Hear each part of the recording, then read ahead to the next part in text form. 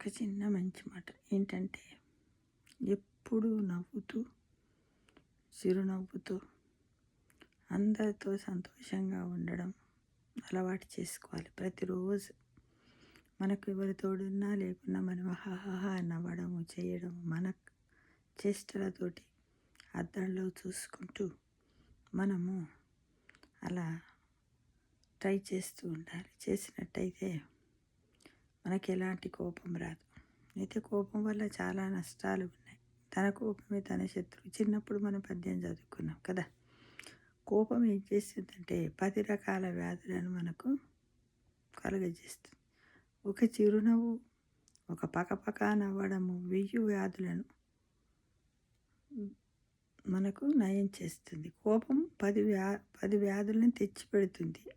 చిరునవ్వేమో 1000 వ్యాధులను నయం చేస్తుంది. అంటే దాదాపుగా మనం ఎప్పుడూ నవ్వుతూ ఉన్నట్టయితే ఏ జబ్బులు వచ్చినా కూడా ఆ టైంలో ఆ ప్రాబ్లం వచ్చిన తర్వాత అది ఎంత చక్కగా దానంతట అది వెళ్ళిపోతూ ఉంటుంది. కాబట్టి ఎప్పుడు కూడా కోపంగా ఉండకండి, చిరునవ్వుతో ఉండండి.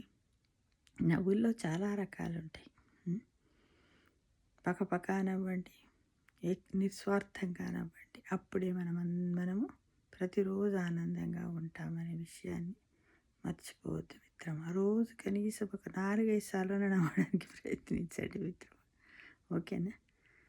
ఎవరు ఉండరు కదా, ఏమి నవ్వుతాము, జోకులు ఎట్లంటే మనకు మనమే జోకేసుకోవాలి. మన చిన్నప్పటితో లేకపోతే ఎవరితో మనం ఎక్కడైనా చూసింది అవన్నీ వేసుకొని మనమే మనస్సులు అనుకుంటూ నవ్వుకుంటూ ఉండాలి. అదే మనకు ఆరోగ్యాన్ని ఇస్తుంది. ఒక గొప్ప మందులాగా పనిచేస్తుంది. ఔషధంలా మహా అద్భుతమైన ఔషధంగా పనిచేస్తుంది.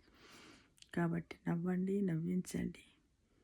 నవ్వితే భోగం, నవ్వకపోతే రోగం అనే నానుడిని దూరం చేసి నవ్వుతూ ఉందామా మరి.